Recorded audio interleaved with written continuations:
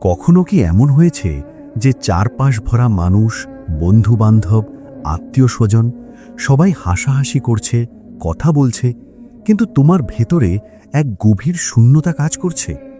মনে হচ্ছে তুমি এই ভিড়ের অংশ নও। 1000 মানুষের মাঝে দাঁড়িয়েও নিজেকে খুব একা মনে হচ্ছে।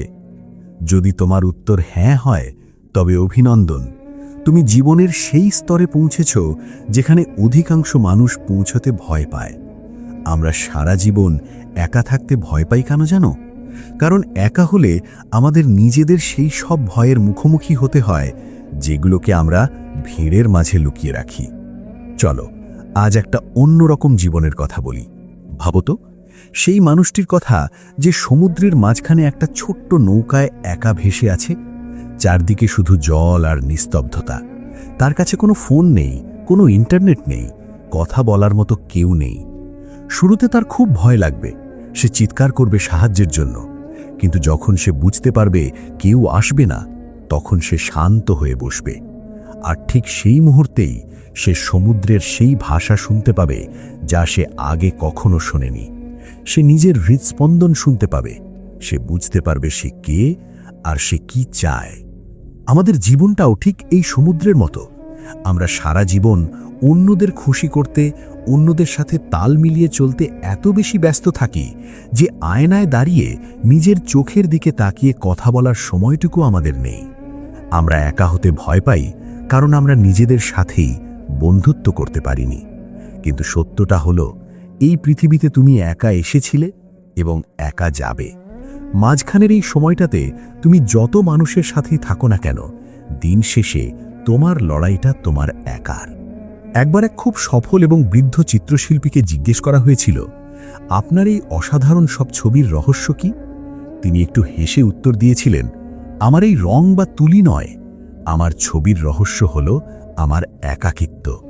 যখন আমি একা থাকি, তখন আমি পৃথিবীর সব কোলাহল থেকে দূরে গিয়ে নিজের আত্মার কথা শুনতে পাই, আর সেই কথাগুলোই আমার ক্যানভাসে ছবি হয়ে ধরা দেয়। আমরা কেন একাকিত্বকে অভিশাপ মনে করি? কারণ সমাজ আমাদের শিখিয়েছে যে একা থাকা মানেই হলো তুমি অকেজো বা তোমাকে কেউ পছন্দ করে না। কিন্তু ইতিহাস সাক্ষী দেয়, পৃথিবীর যত বড় আবিষ্কার, যত বড় চিন্তাধারা, সবই এসেছে মানুষের একাকিত্বের মুহূর্তগুলোতে। যখন আইজ্যাক নিউটন আপেল পড়ার রহস্য বের করেছিলেন, তখন তিনি কোনো পার্টিতে ছিলেন না, তিনি একা বাগানে বসে চিন্তা করছিলেন। যখন মনীষীরা সত্যের সন্ধান পেয়েছিলেন, তখন তারা মানুষের ভিড়ে ছিলেন না। আসলে একাকিত্ব হলো একটি সুপার পাওয়ার। তুমি যখন একা থাকতে অভ্যস্ত হয়ে যাবে, তখন কেউ তোমাকে অবহেলা করে কষ্ট দিতে পারবে না। তখন তোমার সুখ আর অন্য কারো মেসেজ বা ফোন কলের উপর নির্ভর করবে না। তুমি তখন নিজের ভেতরেই এক অসীম শান্তির জগৎ খুঁজে পাবে। অধিকাংশ মানুষ আজ ডিপ্রেশনে ভোগে কেন জানো? কারণ তারা নিজেদের সময় দিতে জানে না। তারা সারাক্ষণ বাইরের জগতের অ্যাপ্রুভাল খোঁজে। কিন্তু তুমি যদি নিজের সাথে নিজে কথা বলা শুরু করো, যদি তুমি নিজের ভুলগুলো নিয়ে চিন্তা করো এবং নিজেকে ক্ষমা করতে শেখো, তবে তোমার চেয়ে শক্তিশালী মানুষ আর কেউ হবে না। ভেবে দেখো তো, তুমি শেষ কবে নিজের সাথে বসে এক কাপ চা খেয়েছো? কোনো ফোন ছাড়া, কোনো মিউজিক ছাড়া? হয়তো অনেক দিন আগে, অথবা কখনোই নয়। আমরা নিজেদের থেকে পালিয়ে বেড়াচ্ছি। আমরা ভয় পাচ্ছি যে একা হলে হয়তো আমাদের পুরনো ক্ষতগুলো আবার জেগে উঠবে। কিন্তু ক্ষত তো তখনই সারে যখন তুমি সেটাকে মনোযোগ দাও। একা থাকা মানে নিজেকে হিল করা, নিজেকে জানা। মানুষ আসবে এবং যাবে, কেউ তোমার জীবনে স্থায়ী নয়। তোমার বাবা মা, তোমার জীবনসঙ্গী, তোমার সন্তান, সবাই একসময় তোমাকে ছেড়ে চলে যাবে, অথবা তুমি তাদের ছেড়ে চলে যাবে। এটাই প্রকৃতির অমোঘ নিয়ম। তাহলে কেন তুমি এমন কিছুর পেছনে ছুটছ যা ক্ষণস্থায়ী? কেন তুমি সেই মানুষটির যত্ন নিচ্ছ না যে চিরকাল তোমার সাথে থাকবে, অর্থাৎ তুমি নিজেই? যখন তুমি একা থাকতে শিখবে, তখন তোমার ব্যক্তিত্বে এক অদ্ভুত গভীরতা আসবে। তুমি তখন আর সস্তা কথা বলবে না, তুমি তখন আর অকারণে কারো মনোযোগ পাওয়ার চেষ্টা করবে না। মানুষ তোমার কাছে আসার জন্য ব্যাকুল হবে, কারণ তোমার ভেতরে তারা এক শান্ত স্থিরতা দেখতে পাবে। মনে রেখো, সিংহ একা চলে, কিন্তু তার দাপটে পুরো বন কম্পিত থাকে। আর ভেড়া সবসময় পালে চলে, কিন্তু তাদের কোনো নিজস্ব পরিচয় থাকে না। তুমি কি ভেড়া হতে চাও নাকি সিংহ? তুমি কি চাও তোমার জীবনের রিমোট কন্ট্রোল অন্যের হাতে থাকুক, নাকি তুমি নিজের জীবনের রাজা হতে চাও? একাকিত্ব তোমাকে সেই রাজা হওয়ার সুযোগ দেয়। এটি তোমাকে শেখায় যে তোমার পূর্ণতার জন্য অন্য কারো প্রয়োজন নেই, তুমি নিজেই নিজের জন্য যথেষ্ট। কিন্তু এই একাকিত্বকে বরণ করে নেওয়া কি এতই সহজ? না, কারণ সমাজ তোমাকে শিখিয়েছে যে একা থাকা মানেই তুমি হেরে গেছো। যখন তুমি বন্ধুদের আড্ডায় যাবে না, যখন তুমি উৎসবের ভিড় এড়িয়ে নিজের ঘরের কোণে কোনো বই নিয়ে বসবে, তখন মানুষ তোমাকে বলবে তোর জীবনটা বড্ড একঘেয়ে। তারা তোমাকে বোঝানোর চেষ্টা করবে যে তুমি অসামাজিক, কিন্তু তারা জানে না তুমি আসলে তোমার আত্মার সাথে এক গভীর সামাজিকতায় লিপ্ত। তারা বাইরের কোলাহলে নিজেদের হারিয়ে ফেলেছে, আর তুমি নিজের নিস্তব্ধতায় নিজেকে খুঁজে পেয়েছ। ভেবে দেখো তো, পৃথিবীর সবচেয়ে বড় বড় যুদ্ধগুলো কোথায় লড়া হয়? কুরুক্ষেত্রে নাকি ওয়াটারলুতে? না, সবচেয়ে বড় যুদ্ধটা লড়া হয় তোমার এই দুই কানের মাঝখানে থাকা মস্তিষ্কটিতে। আর এই যুদ্ধে জয়ী হওয়ার একমাত্র উপায় হলো নিজেকে চেনা। যখন তুমি একা থাকো, তখন তোমার ভেতরের সব মুখোশ খুলে পড়ে। তুমি আর তখন কারো সামনে ভালো সাজার অভিনয় করো না। তুমি তখন নিজের অন্ধকার দিকগুলো দেখতে পাও, নিজের ভয়গুলো দেখতে পাও। আর বিশ্বাস করো, যে মানুষ নিজের অন্ধকারকে চিনতে পেরেছে, তাকে বাইরের কোনো আলো দিয়ে বিভ্রান্ত করা যায় না। একাকিত্ব তোমাকে সৃজনশীল করে তোলে। যখন তোমার চারপাশে কোনো মানুষের আওয়াজ থাকে না, তখন তোমার মস্তিষ্ক নতুন নতুন আইডিয়া তৈরি করতে শুরু করে। তুমি তখন জীবনের ছোট ছোট জিনিসের মাঝে সৌন্দর্য খুঁজে পাও। এক কাপ চায়ের ধোঁয়া, জানলার বাইরে বৃষ্টির শব্দ, কিংবা স্রেফ নিজের নিঃশ্বাস, এসবই তখন তোমার কাছে অলৌকিক মনে হবে। এই যে ছোট ছোট জিনিসের মাঝে আনন্দ খুঁজে পাওয়া, এটাই হলো প্রকৃত সুখ। আর এই সুখ পাওয়ার জন্য তোমাকে কারো অনুমতির অপেক্ষা করতে হয় না। তুমি কি জানো কেন আমরা রিস্কার মধ্যে এত বেশি কষ্ট পাই? কারণ আমরা আশা করি যে অন্য কেউ এসে আমাদের জীবনের শূন্যতা পূরণ করে দেবে। আমরা নিজেদের অর্ধেক মনে করি এবং অন্য একজনকে খুঁজি আমাদের পূর্ণ করার জন্য। কিন্তু সত্যটা হলো, তুমি যদি নিজের সাথে একা সুখী হতে না পারো, তাহলে তুমি কারো সাথেই সুখী হতে পারবে না।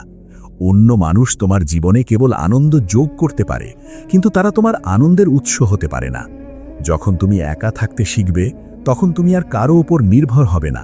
তখন তুমি কাউকে ভালোবাসবে এই জন্য যে তাকে ছাড়া তুমি চলতে পারো না। এই মুক্তিটাই হলো পৃথিবীর শ্রেষ্ঠ উপহার।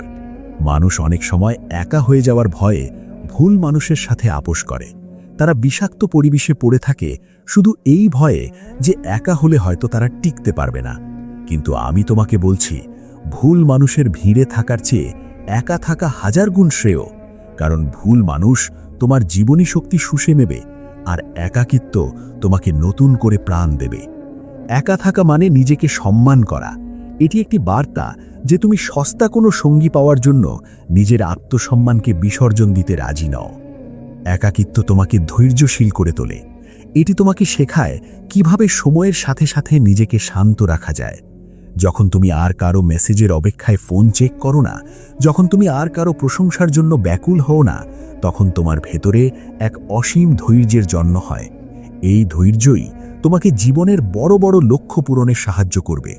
কারণ বড় কোনো স্বপ্ন পূরণ করতে হলে তোমাকে অনেক দীর্ঘ সময় একা পরিশ্রম করতে হবে।